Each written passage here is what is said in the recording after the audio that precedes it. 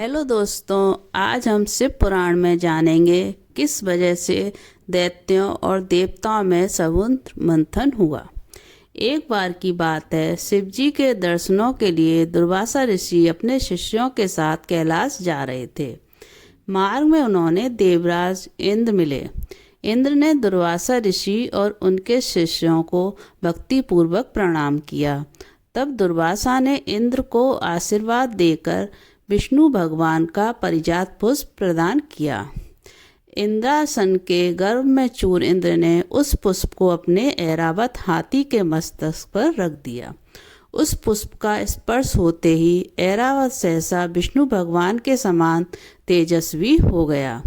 उसने इंद्र का परित्याग कर दिया और उस दीप पुष्प को कुचलते हुए वन की ओर चला गया।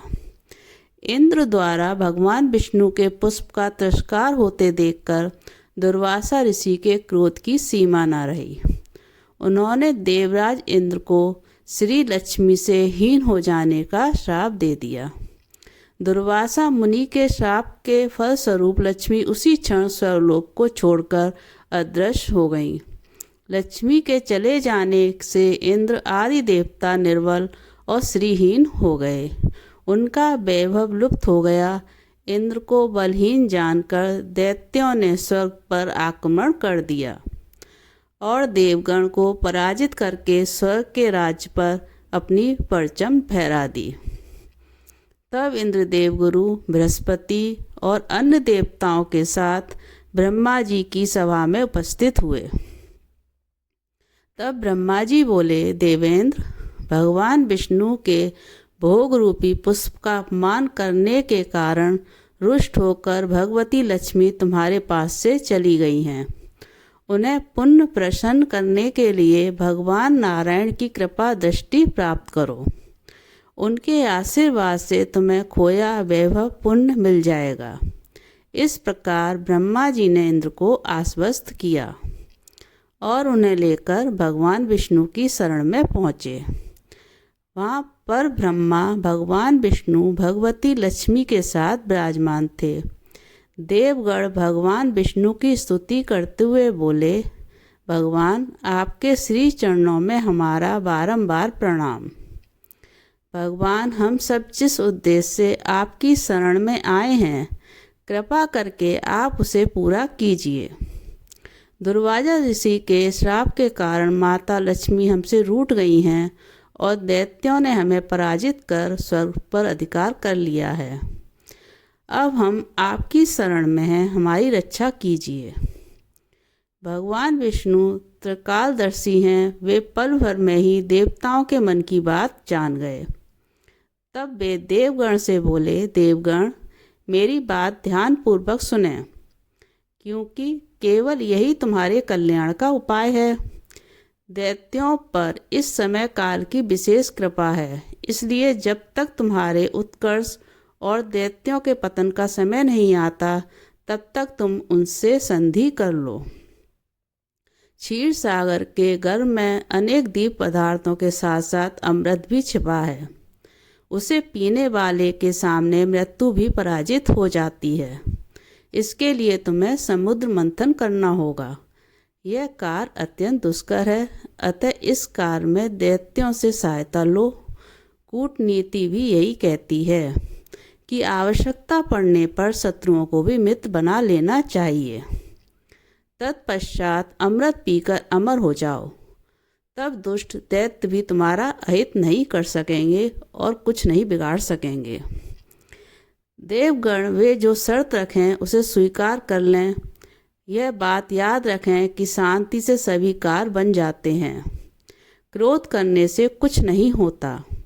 भगवान विष्णु के परामर्श के अनुसार इंद्रादि देवगण दैत्यराज बलि के पास संधि का प्रस्ताव लेकर गए और उन्हें अमृत के बारे में बताकर समुद्र मंथन के लिए तैयार कर लिया।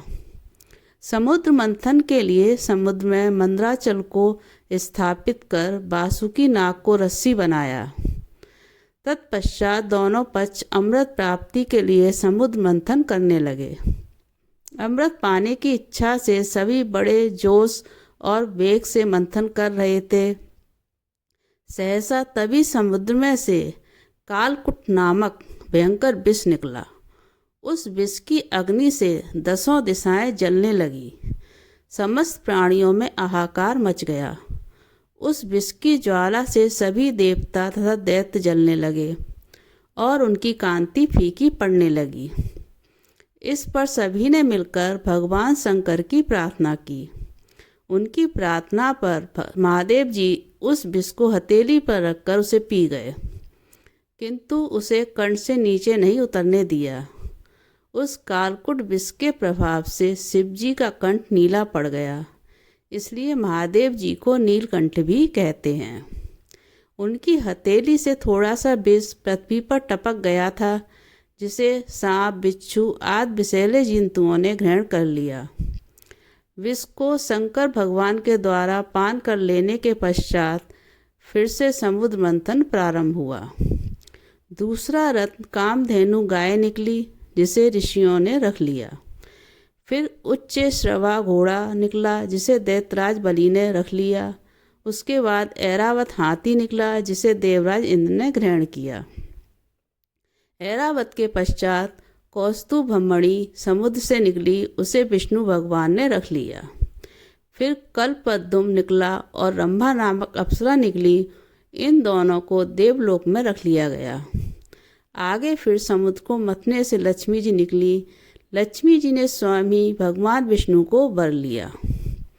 उसके बाद कन्या के रूप में वारुणी प्रकट हुई, जिसे दैत्यों ने ग्रहण किया।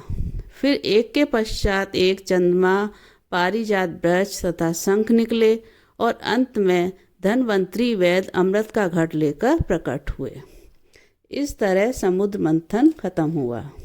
जय शिव शंकर भोलेनाथ।